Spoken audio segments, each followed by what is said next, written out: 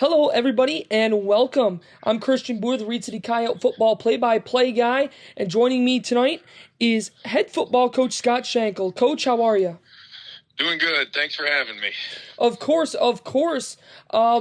As you listeners may know, the Division 6 playoff pairings just came out. Your Reed City Coyotes will host and are the 1 seed in their district. Game 1 of the playoffs will be Friday night at 7 p.m. against Manistee. Coach, when you saw your district draw, what were some of your first thoughts? Oh, from here on out, it's always tough. You know, it's the top 32 teams in Division 6, so you're just looking forward to knowing who your opponent is and seeing where you're at and go 1 week at a time, and that's what we're looking at right now. Speaking of that first opponent, the Manistee Chippewas, what have you seen on film from them that jumps out at you?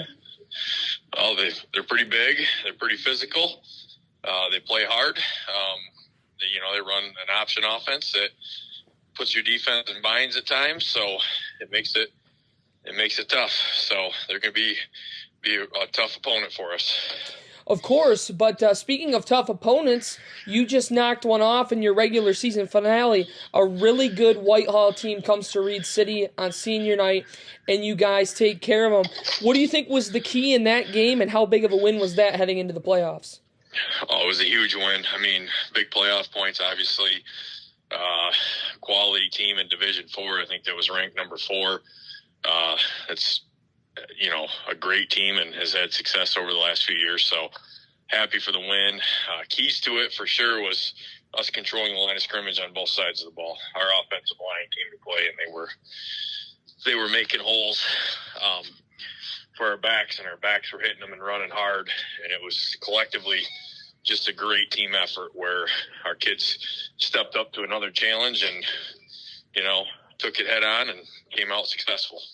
Yeah, on that game, it was senior night, and you honored your 8 seniors. Just how important have those guys been to your program, and what are you expecting from those guys heading into the playoffs? Every senior is huge. I mean, we all know that you only get 4 guaranteed years of high school football if you're lucky enough to have those 4 years, and these kids have dedicated a lot of their time to this program and sacrificed a lot to be part of this team, and we're looking forward for big things from them here in the playoffs. And they know the next one they're not successful in is it. So I don't think they're ready to turn their stuff in. So they're still ambitious to keep playing week in and week out. So they know they have to stud it up every night we play from here on out. So. Yeah, last year on that trip to the playoffs, the season ended a little unceremoniously, obviously with the coronavirus-related forfeit. Just how anxious are the guys who maybe didn't get the ending they wanted last year to get back out there and play for a championship again? I think they're excited about the chance and, looking forward to the opportunity. Last year, of course, didn't end the way we wanted it to, but that was last year, and I feel bad for those seniors not getting their just due to finish the season the correct way. So, but this group of seniors is looking straight ahead and looking at what's at hand. And like I said, we're worried about week 1 in the playoffs with Manistee and 1 day at a time at practice. So. Yeah, and what's been the general mood at practice heading into this one? I mean, how jacked up are the guys, especially some of those younger guys like a Nick Wergo who are really getting their first taste of this experience in this atmosphere? I mean, how excited are these guys? Oh, they're excited. The